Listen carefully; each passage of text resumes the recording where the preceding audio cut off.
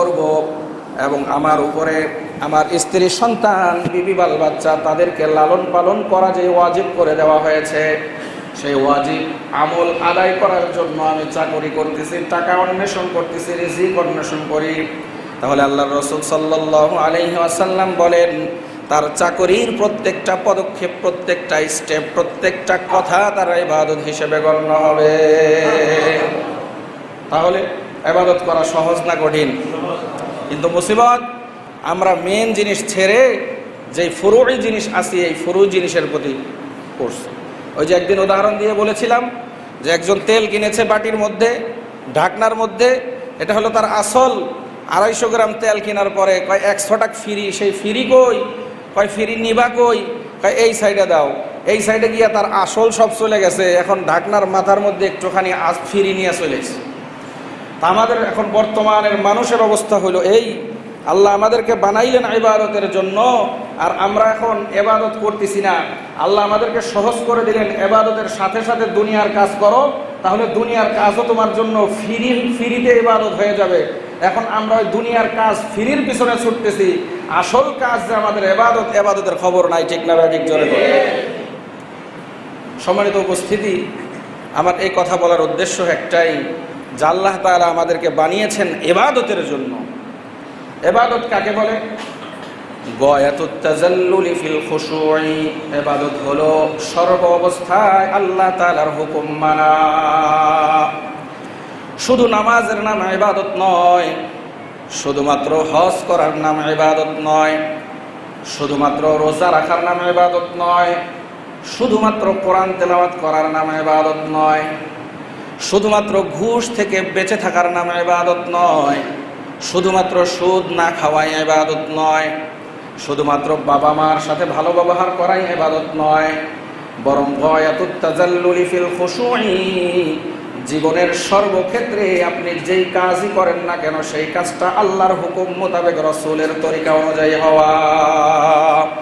তাহলে যেই কাজই আপনি করেন না কেন সেই কাজটা যদি আল্লাহর হুকুম এবং রাসূলের তরিকা অনুযায়ী হয়, এটা আপনার জন্য ইবাদত হয়ে যাবে। বলেন সুবহানাল্লাহ। এখন আপনি ব্যবসাও যদি করেন রাসূলের তরিকা অনুযায়ী, এটা ইবাদত হবে কি হবে না? দোস্তরা আমার, যদি আপনি চাকরি করেন রাসূলের ইবাদত মতো, রাসূলের হুকুম মতো, রাসূলের তরিকা মতো, তাহলে ইবাদত হইল কি হইল না? যদি আপনি বিবাহ করেন, বিবাহটাও যদি আন-নিকাহু সুন্নতি ফামান রাগিবা ফালাইসা মিন্নি, রাসূলের এই হাদিস অনুযায়ী করেন, তাহলে আপনার এই বিবাহের মাধ্যমেও সওয়াব অর্জিত হইল কি হইল না? জোরে জোরে গণ। আপনি আপনার বাচ্চাদেরকে ভালোবাসবেন, এটাই তো স্বাভাবিক বিষয়। কিন্তু যদি আপনি রাসূল বাচ্চাদেরকে ভালোবাসার কথা বলেছেন, এই নিয়তে আপনি বাচ্চাদেরকে ভালোবাসেন, তাহলে আপনার বাচ্চাদেরকে ভালোবাসাও ইবাদত হইল কি হইল না? জোরে জোরে গণ। সব কিছু ইবাদত হয়ে যাবে যদি আল্লাহর হুকুম মোতাবেক হয় এবং রাসূলের তরিকা অনুযায়ী হয়। জোরে বলেন সুবহানাল্লাহ। আল্লাহ সকলকে এই নিয়তে ইবাদত করার তৌফিক দান করুক। সকলে বলেন আমিন। আরো জোরে বলেন আমিন। সম্মানিত উপস্থিতি, সর্ব অবস্থায় সর্বকাজ আল্লাহর হুকুম মোতাবেক এবং রাসূলের তরিকা মোতাবেক করার নাম হলো ইবাদত। এখন আসেন, এক কথায় সব ইবাদতের কথা বলা হয়ে গেছে। এখন আমরা কিছু নির্দিষ্ট ইবাদত, নির্দিষ্ট কিছু ইবাদত সম্পর্কে আলোচনা করব। আল্লাহ তাআলা যদি তৌফিক দেয়, সকলের দোয়া যদি শামিল হাল হয়, সকলে বলেন আমিন। দোস্তরা আমার, ইবাদতের মধ্যে কিছু আছে মৌলিক ইবাদত, আর কিছু আছে ফুরুই ইবাদত। অর্থাৎ কিছু হলো সরাসরি ইবাদত, যেটা দেখলেই চেনা যায়, যেমন নামাজ, এটা সরাসরি ইবাদত।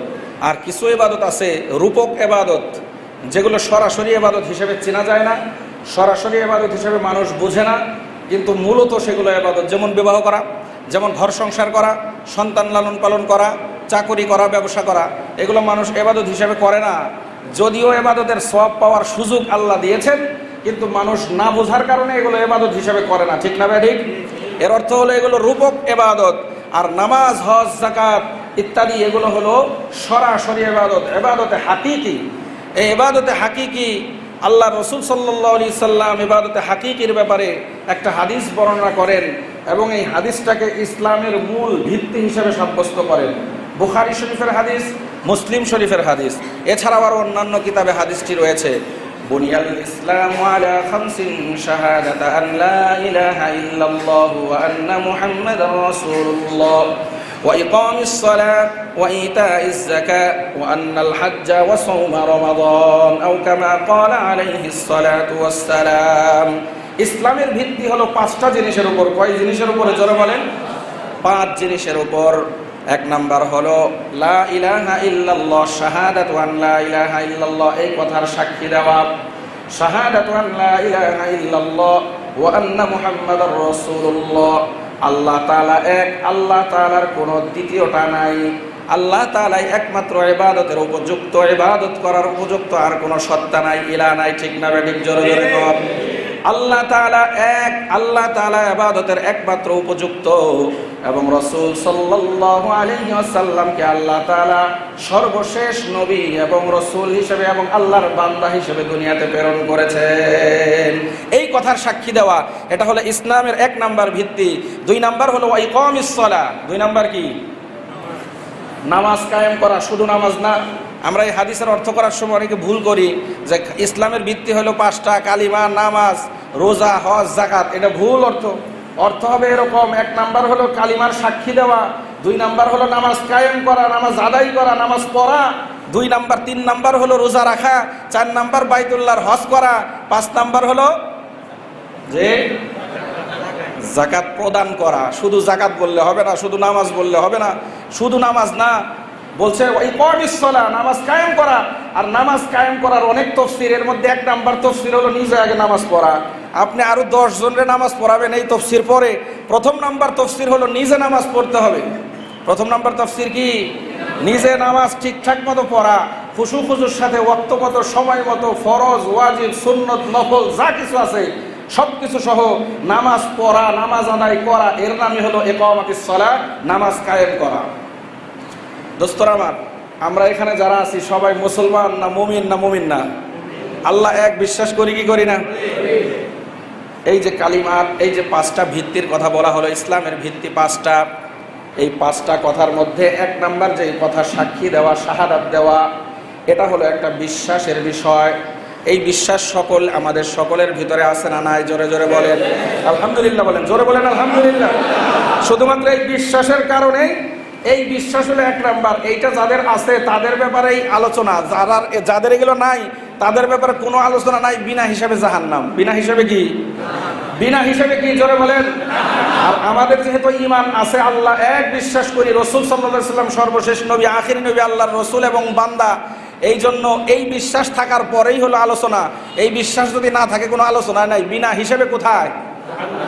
যত বড় পণ্ডিত হোক, যত বড় ধনী হোক, যত বড় টাকার মালিক হোক, যত বড় প্রভাবশালী হোক, এই কালিমা যদি ভিতরে না থাকে অন্তরে, তাহলে তার সম্পর্কে কোনো আলোচনা আছে? ওটা বাদ। আমাদের এখানে সবার এই বিশ্বাস আছে। এরপরে দ্বিতীয় আলোচনা ইনশাআল্লাহ, আল্লাহ তাআলা যদি তৌফিক দেয়, আপনাদের দোয়া শামিল হাল হয়। ওয়া ইকামিস সালাহ, নামাজ কায়েম করা। আল্লাহ তাআলার তৌফিকে নামাজ সম্পর্কে আজকে থেকে আমরা ইনশাআল্লাহ আলোচনা শুরু করব। ধারাবাহিকভাবে নামাজের আলোচনা চলবে ইনশাআল্লাহ।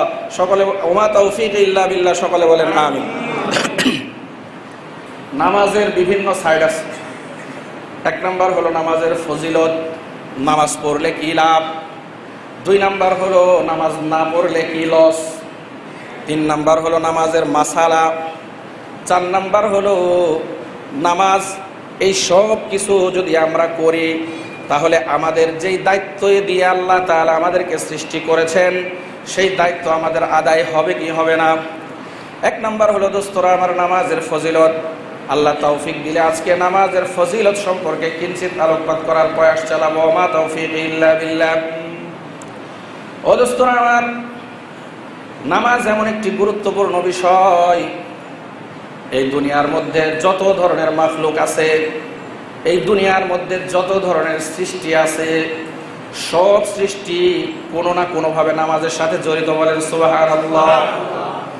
আসমান জমিন, গাছপালা, পশু পাখি, পাহাড় পর্বত, নদী নালা, যত ধরনের সৃষ্টি আছে, সব সৃষ্টি নামাজের সাথে জড়িত। বলেন সুবহানাল্লাহ।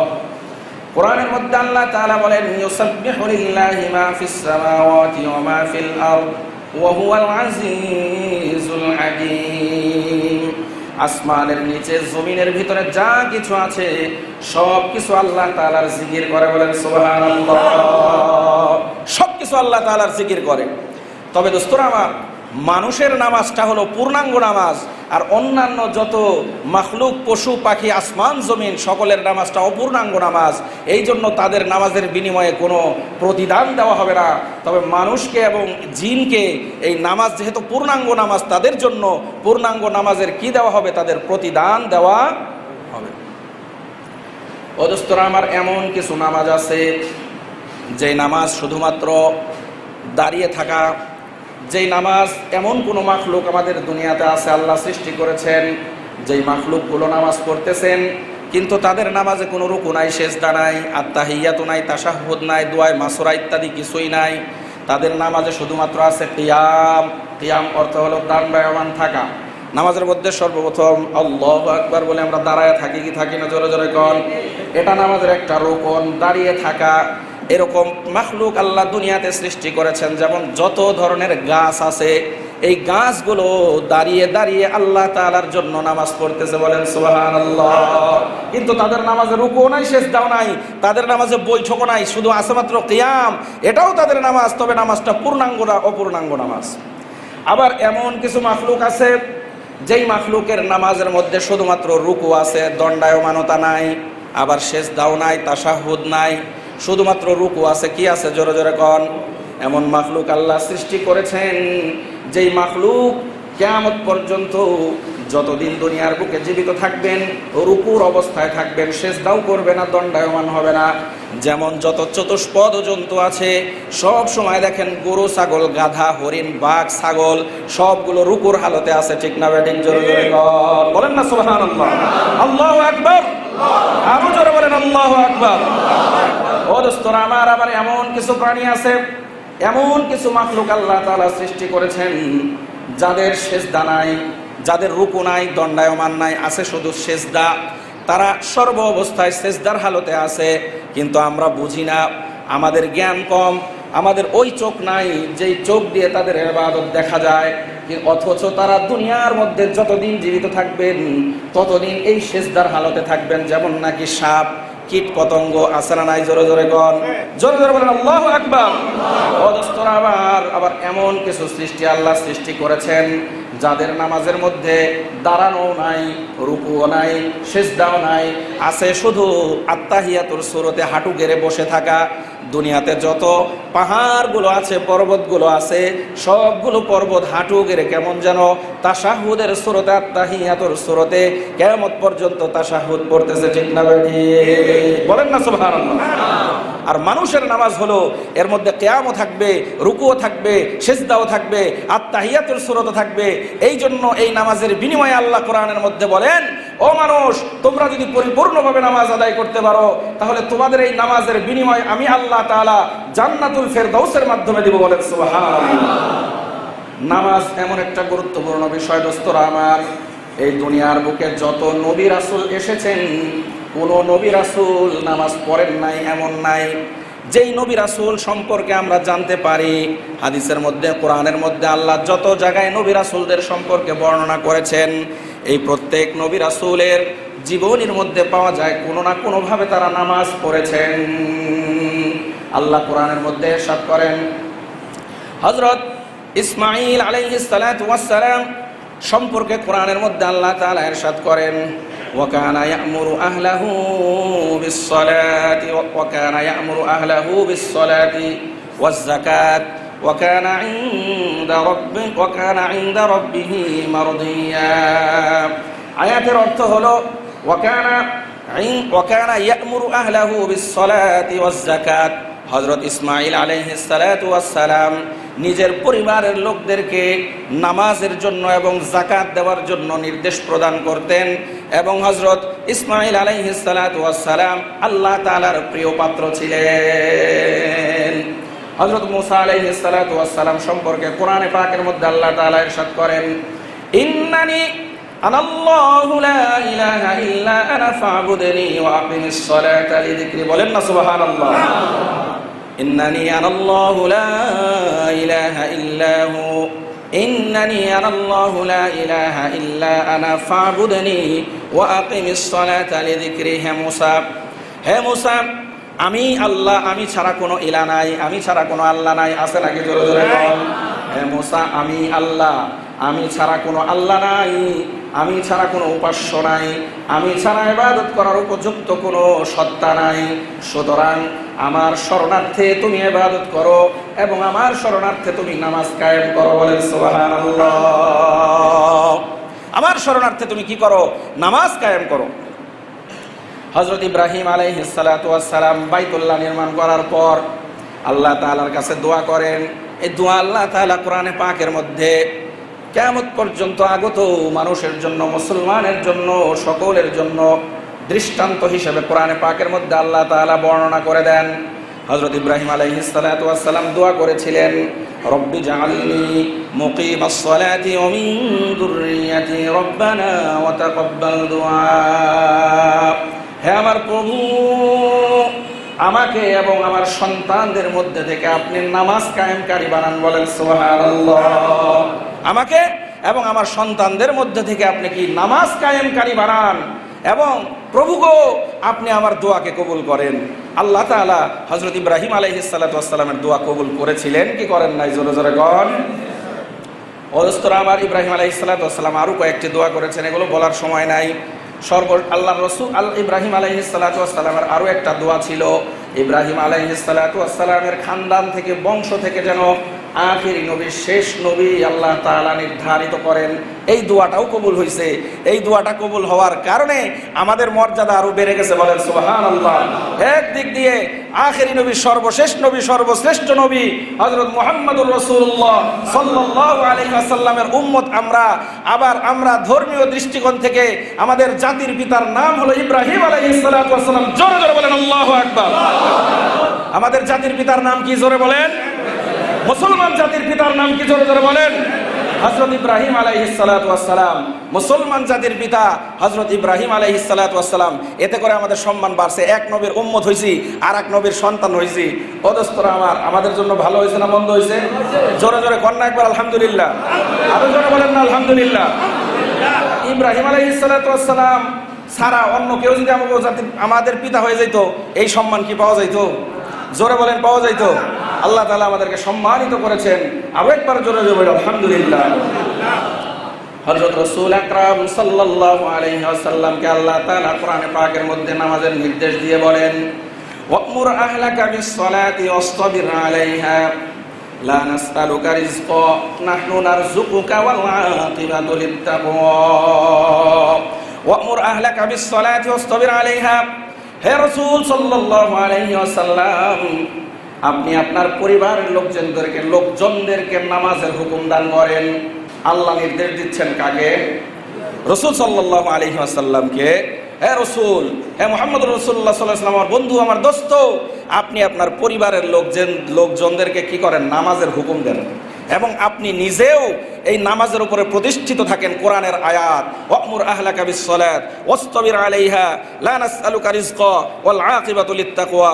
আল্লাহর রাসূল সাল্লাল্লাহু আলাইহি ওয়াসাল্লামকে উদ্দেশ্য করে আল্লাহ তাআলা সরাসরি এই সূরা তাহার 132 নম্বর আয়াতের মধ্যে আল্লাহ নির্দেশ করতেছেন, তোমার পরিবারের লোকদেরকে, রাসূলের পরিবার সারা দুনিয়ার সব উম্মত, ঠিক না ঠিক? জোরে বল।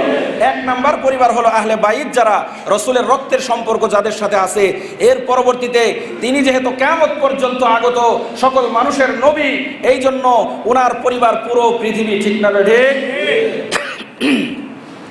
আল্লাহ তাআলা নির্দেশ দিচ্ছেন, হে নবী, তোমার পরিবারের লোকদেরকে তুমি নামাজের নির্দেশ দাও, তোমার পরিবারের লোকদেরকে তুমি নামাজের নির্দেশ দাও এবং তুমি নিজেও নামাজের উপরে অটল থাকো। আমি তোমার কাছে কোনো কি চাই না, রিজিক চাই না।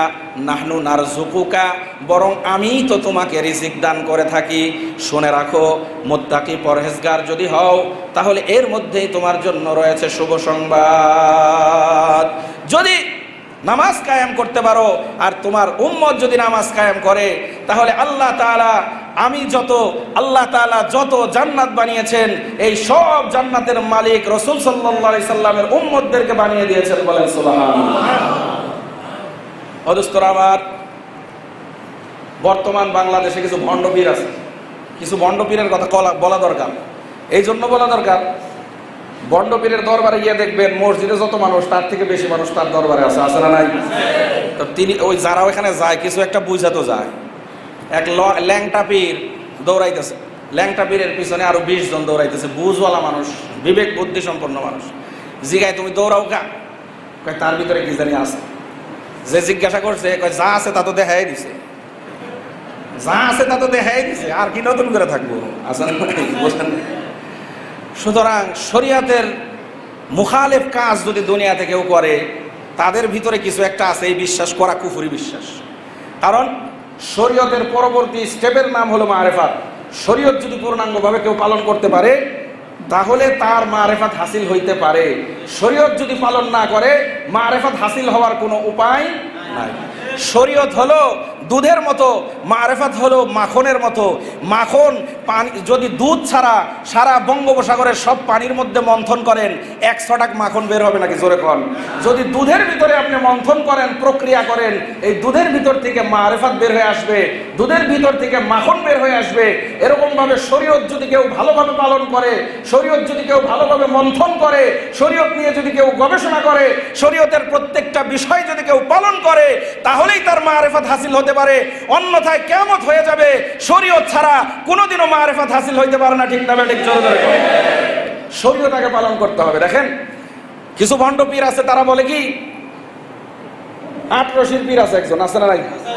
8 রশির পীর বই লিখছে। বইয়ের মধ্যে, বই আমার কাছে আছে, দেখলে দেখাইতে পারবো। বইয়ের মধ্যে তিনি এক জায়গায় লিখছেন, যদি কেউ এমন একটা দরজা, ইবাদত করতে করতে এমন একটা দরজা আছে, এই দরজায় পৌঁছায় যাইতে পারে, তাহলে তার জন্য আর ইবাদত লাগে না। বলেন না নাউজুবিল্লাহ। রাসূল সাল্লাল্লাহু আলাইহি সাল্লামকে আল্লাহ নির্দেশ দিচ্ছেন, তুমি নামাজ কায়েম করো, তোমার পরিবারের লোকজনদেরকে নামাজের কথা বলো এবং তুমি নিজেও নামাজের উপর অটল থাকো। রসুলের থেকে বড় আর কোনো পদ পদবী ইসলামের দৃষ্টিতে আছে নাকি? রসুল, নবী, নবী রাসূলের থেকে বড় কোনো পদবী এই দুনিয়ার বুকে, দুনিয়ার দৃষ্টিকোণ থেকে হোক, দিনের দৃষ্টিকোণ থেকে হোক, আছে? কিন্তু ওই ভণ্ডপীর বলতেছে এক জায়গায় পৌঁছায় গেলে ইবাদত করতে করতে তখন আর ইবাদত লাগে না। তাহলে বোঝা গেল ওই যে পদটাতে সে সৃষ্টি করলো, এই পদটা নবীর পদের থেকে বড়। ঠিক না বেটি? নাউজুবিল্লাহ বলা দরকার আছে না? নবীকে আল্লাহ বলতেছে তোমার নামাজ কায়েম করতে হবে, তোমার নামাজ পড়তে হবে, যার আগের পিছের সব নামাজ। নবীরা মাসুম, সব নবীরা মাসুম। নবীরা নামাজ পড়তে পড়তে পাও ফুলিয়ে ফেলতেছে। হযরত রাসূল আকরাম সাল্লাল্লাহু আলাইহি সাল্লামকে আয়েশা রাদিয়াল্লাহু তাআলা আনহা জিজ্ঞাসা করলেন, আল্লাহর রাসূল আপনার সব গুনাহ মাফ, আপনি মাসুম, তারপরেও আপনি এত নামাজ পড়েন। রাত্রেবেলা উঠে দণ্ডায়মান হইতে দাঁড়ায় থাকতে থাকতে আপনার পা মোবারক ফুলে যায়। আপনার পায়ের মধ্যে যেমন প্যারালাইসিসের রোগী পাও ফুলে গেলে এরকম পানি জমে যায়, টিপ দিলে পায়ের মধ্যে গোস্তের ভিতরে আঙ্গুল ঢুকে যায়, এরকম অবস্থা হয়ে গেছে আপনার। অথচ আপনার আগে পিছের সব গুনাহ মাফ, আপনার এত নামাজ পড়া দরকার কি? আল্লাহ রাসূল সাল্লাল্লাহু আলাইহি সাল্লাম বলেন, আমি কি আল্লাহ তাআলার শুকরিয়া আদায়কারী বান্দা হব না? বলেন না সুবহানাল্লাহ। আর এই ভণ্ড বলতেছে একটা পর্যায়ে চলে গেলে, অর্থ হইল আপনি কয়েকদিন খুব কষ্ট করে ইবাদত করেন, এই কষ্ট করে ইবাদত কইরা তার যে একটা দরজা আছে, তার নিজস্ব নাম, ওই দরজা পর্যন্ত পৌঁছলে আপনার আর ইবাদত করা লাগবে না। এরপরে আপনি জুয়া, মদ, নারী ইত্যাদি যত কিছু আছে করেন, আপনি মানুষ মারেন, আপনি নিজে জেনা করেন, ব্যভিচার করেন, যত খারাপ কাজ করেন, মদের সাগরে হাবুডুবু খান, আপনার আর কোনো কি হবে না, ইবাদত লাগবে না। রাসূল সাল্লাল্লাহু আলাইহি ওয়াসাল্লাম মৃত্যুর আগ দিন পর্যন্ত নামাজ পড়ছে কি পড়ে নাই? এবং মৃত্যুর আগ পর্যন্ত নামাজ বা জামাতে জামাতে নামাজ পড়তে না পারার কারণে কান্নাকাটি আফসোস করছে কি করে নাই? তাহলে বোঝা গেল নবীর দরজা হাসিল হইলেও নামাজ মাফ হয় না, শরীয়ত মাফ হয় না। নবীর দরজা হাসিল হয়ে যাওয়ার পরেও আল্লাহর রাসূল এই শিক্ষাই কিয়ামত পর্যন্ত মানুষকে দিয়েছেন। কারণ নবী রাসূল জানতেন আল্লাহ জানাইছেন যে ভবিষ্যতে 2015 সালে বাংলাদেশে চরমনায়ের বাংলাদেশে ওই আটরশির পীর, এরপরে আপনার ওই দেওয়ানবাগির পীর, রাজারবাগির পীর, এই ধরনের কিছু পীরের জন্ম হবে। এই পীরেরা ভণ্ডামি করবে, নিজেও নামাজ কালাম পড়বে না, দাড়ি রাখবে না, মানুষদেরকে খারাপ পথে নিবে, জাহান্নামের পথে নিবে, মানুষদেরকে এই বুদ্ধি দিবে যে আমল করে একটা পর্যায়ে পৌঁছায় গেলে আর কোনো ইবাদত লাগে না। এই জন্য আল্লাহর নবী আপনি এখনই দেখায় যান যে নবী হওয়া সত্ত্বেও মৃত্যু পর্যন্ত আমি নামাজ পড়েছি, সুতরাং কোনো পীরের জন্য নামাজ ছাড়া জায়েজ নাই, কোনো পীরের মুরিদ হওয়ার কারণে নামাজ ছেড়ে দিলে নাজাত পাবে এই ধরনের কোনো সুযোগ নাই, বরং নামাজ ছেড়ে দিলে জাহান্নাম ছাড়া তার জন্য আর কোনো ব্যবস্থা নাই। ঠিক না ঠিক জোরে বল। কিন্তু আমার দুঃখের বিষয় হলো, আমার দুঃখ লাগে আমাদের এলাকায় এত আটরশির মুরিদ আসলো কোত্থেকে, আমাদের এলাকায় এত দেওয়ানবাগির মুরিদ আসলো কোত্থেকে। এই যে মসজিদের মুসল্লিরা আছেন, এইখানে 2000 মুসল্লি থাকলে 500 মুসল্লি আছে মাত্র রসুলের মুহাম্মদ সাল্লাল্লাহু আলাইহি ওয়াসাল্লামের কি উম্মত, আর বাকি সব দেওয়ানবাগির মুরিদ, বাকি সব আটরশির মুরিদ। হুজুর এটা কেমনে কইলেন? আমি তো কোনোদিন দেওয়ানবাগি যাই নাই। তো দেওয়ানবাগি যদি না যান, নামাজে আসেন না কেন? দেওয়ানবাগি বলে নামাজ লাগে না, আপনিও মসজিদে নামাজে আসেন না, তাহলে আপনি দেওয়ানবাগির মুরিদ মনে করবো আমি, এছাড়া অন্য কি মনে করতে পারি? ঠিক না ব্যাটিক জোরে জোরে কর। আপনি মসজিদে আসেন না, আটরশির পীরও মসজিদে আসে না, আপনি মসজিদে আসেন না, দেওয়ানবাগির পীরও মসজিদে আসে না, আপনি মসজিদে আসেন না, দেওয়ানবাগির মুরিদরাও মসজিদে আসে না। দেওয়ানবাগির মুরিদরা ঘরের মধ্যে বৈশা বৈশা কলবের জিকির করে, দেওয়ানবাগির মুরিদরা ঘরের বিষয় বৈশা বৈশা ধ্যান করে, তার মুরব্বী যে আছে দেওয়ানবাগির ধ্যান করে। আমি আর আপনি বৈশা বৈশা ঘরের মধ্যে টিভির ধ্যান করি, এমন ভাবে টিভি দেখি, পিছ থেকে যদি মশায় কামড়ায় অর্ধেক ফোলায় ফেলায়, টিভির দিক থেকে এমন দৃষ্টি দিছে, টিভির দিক থেকে মুখ ফোরায় না। আসে না নাই জোরে বল। তাহলে দেওয়ানবাগির মুরিদরা দেওয়ানবাগির ছবি বুকের মধ্যে রাইখে ধ্যান করে। আহারে কি ভালোবাসা! পিছন থেকে মাইরা ফেলাইলেও ছবি ছাড়ানো যায় না, আপনার কাছ থেকে টিভি ছাড়ানো যায় না কেন? আপনি মুহাম্মদুর রাসূলুল্লাহ সাল্লাল্লাহু আলাইহি সাল্লামের উম্মত হইলে আপনি দেওয়ানবাগির উম্মত, আপনি রাসূলের উম্মত না। ঠিক না ঠিক জোরে জোরে কোন? যদি রাসূলের উম্মত হইতে হয় 5 ওয়াক্ত নামাজ মসজিদে পড়তে হবে, এই মসজিদ হোক আর যেই মসজিদ হোক। যদি আপনি 5 ওয়াক্ত নামাজ মসজিদে না আসেন, মুসলমান বলে পরিচয় দিতে পারবেন না। ঠিক না ঠিক জোরে জোরে কোন? আল্লাহর রাসূল সাল্লাল্লাহু আলাইহি সাল্লাম হাদিসের মধ্যে ইরশাদ করেন, আল ফারকু বাইনাল ইসলামি ওয়াল কুফরি। আল ফারকু, আবার বলতেছি, আল ফারকু বাইনাল কুফরি ওয়াল ইসলামি তারকুস সালাহ। মুমিন এবং কাফেরের পার্থক্য হলো নামাজ ছেড়ে দেওয়া। যদি কেউ নামাজ ছেড়ে দেয়, বুঝবা এই লোকটা মুসলমান না, এই লোকটা মুনাফিক, এই লোকটা মুনাফিক, এই লোকটা মুনাফিক। ঠিক না ঠিক জোরে জোরে কর। নামাজ ছেড়ে দিবে যে যত বড়ই বুজুর্গ হোক না কেন, যত বড় পদের মালিক হোক না কেন, আল্লাহর রাসূলের যে নির্দেশ, আল্লাহর যে নির্দেশ, নামাজ পালন না করে মুসলমান দাবি করা, মুসলমানদের প্রতিনিধি দাবি করা নিঃসন্দেহে বেঈমানি, ভণ্ডামি, নিঃসন্দেহে বেঈমানি আর ভণ্ডামি ছাড়া আর কিছু না। ঠিক না ঠিক জোরে জোরে। নামাজ পড়তে হবে ভাইরা আমার। আল্লাহর রাসূল সাল্লাল্লাহু আলাইহি ওয়াসাল্লাম ইরশাদ করেন, নামাজ যদি কেউ পড়ে 5টি পুরস্কার তাকে দেওয়া হবে, এবং নামাজ যদি কেউ না পড়ে 5টি শাস্তি তাকে দেওয়া হবে। কয়টি? 5টি পুরস্কার, 5টি শাস্তি। আজকে সময় শেষ, বলার সময় না। ইনশাআল্লাহ আল্লাহ তাআলা আগামীতে যদি সময় দেয়, সুযোগ দেয়, বাঁচায় রাখে, ইনশাআল্লাহ আলোচনা করব। ওমা তাওফীক ইল্লা বিল্লাহ। সকলে বলেন আমিন।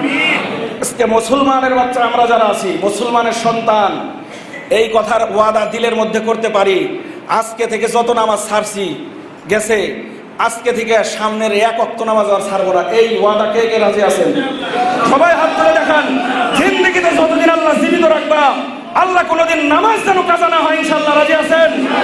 ও আল্লাহ তাআলা গো, তোমার বান্দারা মাওলাই কারীম দুর্বল, কিন্তু নিয়ত করেছে বড় নিয়ত। এই নিয়ত তুমি যদি মদদ না করো, কোনোদিন পালন করা সম্ভব হবে না।